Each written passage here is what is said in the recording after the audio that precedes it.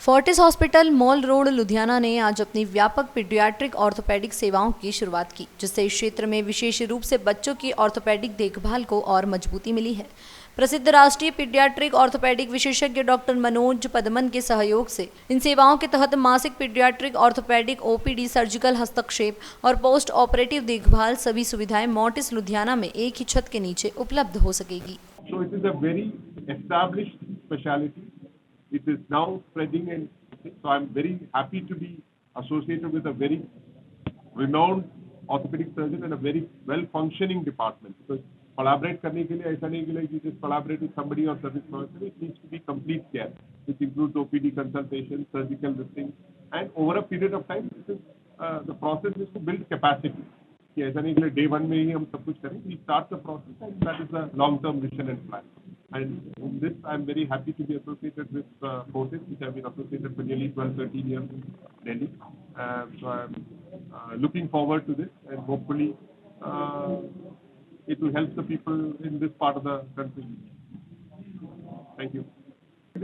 Polio is like almost completely eradicated. जो आज के वैक्सीनेशन की वजह से, तो जो भी पोस्ट पोलियो पैरालिसिस जो है वो पुराने मेनी इयर्स पहले हुआ है, उसका नतीजा है, आउटकम। तो fresh polio cases is not happening, वो इज कंप्लीटली एराडिकेटेड वैक्सीन। तो इन दैट सेंस जो the last polio case probably which has 20-30 years ago, लेकिन उसका डिफॉर्मिटी, उसका जो एज रिक्वायर्ड करेक्शन सर्जरी, उनका या लाइफस्टाइल मॉडिफिकेशन, व्हील चेयर, वो सब होता रहता है। बट फ्रेश केसेस आजकल होते नहीं। ऑर्डर से बचना कैसे? वैक्सीनेशन। तो पोलियो वैक्सीनेशन जो है बहुत बड़ा कैंपेन था और India supposedly has done very well. एक छुटपुट केस पीछे रिपोर्ट हुआ था and that was an one of a case, और बहुत बड़ा उसके ऊपर रिसर्च हुआ कि ऐसा केस क्यों हुआ। तो आज की डेट में पोलियो नहीं है। तो पोलियो के जो केसेस हैं अब वो एडल्टहुड में चले गए हैं।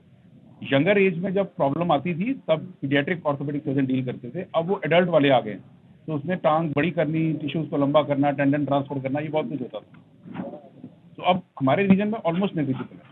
तो हम आज से 20 साल पहले हम देखते थे केसेस, अब वो पेशेंट की परसेंटेज लेस देन 5% है जो हमारी ऊपरी में आती है। गुड आफ्टरनून जी, जी आया नू, thank you all our media friends to be hair.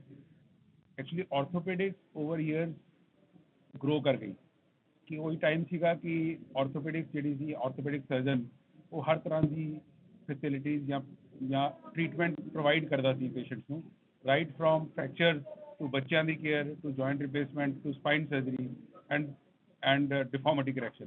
But जिस तरह टाइम इवॉल्व हो रहा है उस तरह ऑर्थोपेडिक भी इवॉल्व हुई, और हर ਅੱਜ ਦੀ डेट ਦੇ ਵਿੱਚ हर चीज़ के स्पैशलिस्ट अवेलेबल है ऑर्थोपेडिक की।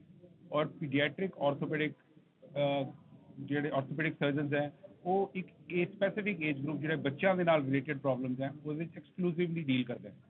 ਅਸੀਂ ऑर्थोपेडिक डिपार्टमेंट ਨੂੰ पिछले 13 ਸਾਲਾਂ 'ਚ बहुत ग्रो कराया फोर्टिस, और we have become centre of excellence for joint replacement, robotic surgeries, trauma and comprehensive care, even arthroscopic and sports surgery.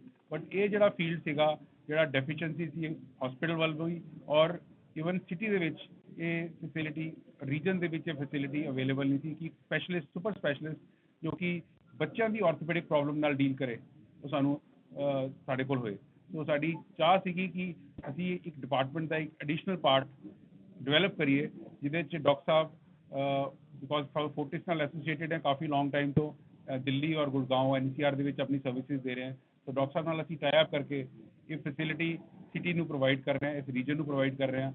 Doctor साहब हर Thursday, last Thursday of every month आया करेंगे, और सिर्फ थर्सडे एक डे नहीं है, विद टाइम ये हले स्टार्ट है। डॉक्टर साहब इतने सर्जरीज और पोस्ट ऑप और फ्री ऑफ केयर भी असी प्रोवाइड करांगे। इवन इन बिटवीन कोई केसिस आएंगे जिन्होंने असी इन्होंने वास्ते लाइन अप करांगे, इन्हों का ओपीनियन टैलीमैडिसिन नाल भी करके इन्होंने आने तक असी सर्जरी प्लान, उन्होंने पोस्ट ऑफ की केयर करनी है, पेशेंट की हर facility almost throughout month असी प्लान करांगे कि फैसिलिटीज़ मिलती हैं। और डिपार्टमेंट साडा काफ़ी अच्छा है। डॉक्टर साहब अगर सर्जरी करके भी जाएंगे बाद भी, और उससे पहले भी पेशेंट केयर च कोई कमी नहीं आने देवांगे। तो इस एम नाल ये स्पैशलिटी स्टार्ट कर रहे हैं, ताकि जो लोग जिन्होंने ये फैसिलिटीज़ अवेलेबल नहीं थी, जो दिल्ली, बॉम्बे या अदर बड़ी सिटीज़ के जाते थे, इन्हों उन्होंने होम ग्राउंड के उत्ते फोर्टिस के अंदर ਇਹ ਫੈਸਿਲਿਟੀ ਮਿਲੇ। तो मेरी रिक्वेस्ट है कि मीडिया वालों ये ज़्यादा से ज़्यादा इन्फॉर्मेशन परकुलेट की जाए ताकि हर छोटे बंदे तक, हर गांव तक, हर छोटे रीजन तक एक चीज़ पहुंचे कि ये फैसिलिटी हुन है और ये आके अपना दिखा के अपना टाइम फिक्सअप कर लें ताकि इसका बेनिफिट हो सके उन्होंने। एक फॉर्मल डे एक है, लेकिन जिस तरह टाइम बढ़ेगा, सर्जरी एक दिन पहले आके सर्जरी हो जाएगी, एक दिन बाद सर्जरी हो जाएगी, सो एक इवॉल्विंग है। तो एक टू बिगिन विद एक दिन शुरू किया है, जिस तरह रिस्पॉन्स बढ़ेगा, क्योंकि डॉक्टर साहब का वर्कलोड दिल्ली भी है, उन्होंने उत्थों टाइम कट के आना है, तो वो प्लानिंग ਅਸੀਂ ਕਰ ਲਾਂਗੇ थ्रू आउट मंथ। पेशेंट अगर आंदे भी हैं, we will take care doctor साहब ਨਾਲ टाई अप करके एक स्पैसिफिक डे ਦੀ स्पैसिफिक पेशेंट ਜਿਹੜੇ ਇਹਨਾਂ ਦੇ ਮਤਲਬ ਦੇ ਛਾਂਟ ਕੇ ਇਹਨਾਂ ਨੂੰ ਦਿਖਾਏ ਜਾਣਗੇ ताकि best care best services patient ਨੂੰ ਮਿਲਣ। ਖਰਚਾ ਇੱਕ स्पैसिफिक जॉइंट पैकेज नहीं ਹੁੰਦਾ जॉइंट रिप्लेसमेंट ਦੀ ਤਰ੍ਹਾਂ। ਇਹ ਡਿਪੈਂਡਿੰਗ ਕਿਸ ਤਰ੍ਹਾਂ ਦੀ ਸਰਜਰੀ ਕਰ ਰਹੇ। ਇਹਦੇ ਵਿੱਚ ਸੌਫਟ ਟਿਸ਼ੂ ਸਰਜਰੀਜ਼ ਵੀ ਹੁੰਦੀਆਂ, ਬੋਨ ਦੀਆਂ ਸਰਜਰੀਜ਼ ਹੁੰਦੀਆਂ, ਕਰੈਕਟਿਵ ਆਸਟੀਓਟਮੀਜ਼ ਹੁੰਦੀਆਂ ਜਿਹਨੂੰ ਬੋਨ ਨੂੰ ਘੁਮਾ ਕੇ ਸਿੱਧਾ ਕਰਨਾ ਹੈ, ਬੋਨ ਦੇ ਟੇਢੇਪਨ ਨੂੰ ਸਿੱਧਾ ਕਰਨਾ ਹੈ। ਔਰ ਇਹ ਸਾਰੀ ਚੀਜ਼ਾਂ ਦੇ ਵਿੱਚ ਡਿਪੈਂਡਿੰਗ ਔਨ ਕਿੰਨੀ ਕੁ ਸਰਜਰੀਜ਼ ਹੋਣੀ ਹੈ, ਕਿਉਂਕਿ ਬੱਚਿਆਂ ਦੀ ਜਿਹੜੀ ਡਿਫਾਰਮਿਟੀ ਹੁੰਦੀ ਨਾ, ਕਈ ਵਾਰ ਇੱਕ ਤੋਂ ਜ਼ਿਆਦਾ ਸਰਜਰੀ ਦੀ ਜ਼ਰੂਰਤ ਹੁੰਦੀ ਹੈ। So but it is going to be within that budget. ਕੋਈ ਇਸ ਤਰ੍ਹਾਂ ਦੀ ਚੀਜ਼ ਨਹੀਂ ਹੈ ਕਿ ਬਹੁਤ ਐਗਜ਼ੋਰਬਿਟੈਂਟਲੀ ਪ੍ਰਾइस ਹੋਏਗਾ ਕਿ ਫੋਰਟਿਸ ਦਾ ਨਾਮ ਹੈ तो बहुत खर्चा आएगा। रीजनेबली प्लेस प्राइस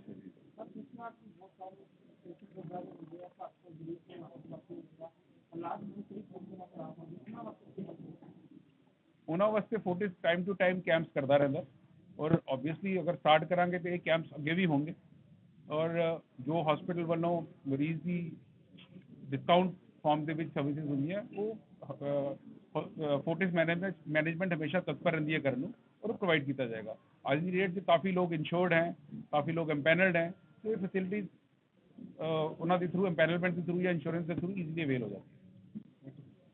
जाती है। Thank you, Dr. Mahajan. Thank you, Dr. Mangan. So my background is I am a children's orthopedic surgeon, which means जो बच्चों का from birth to until they become adult 16-18 साल का कोई भी bone problems, related problems जो है this are different. Somebody asked about cost and package. The problem जो by birth में किसी का deformity है, that is completely different जो 10 साल के उम्र में जो deformity है। जो birth deformity is different from किसी का चोट लगने के बाद deformity. So in children is also not one package. It is a different age group, different problems. Birth deformity, post-injury problems, post-fracture. You might be aware कि किसी का deformity हुआ है, post-infection problems. किसी का you may be familiar with जिसका leg length difference है, किसी का other treatments which are part of the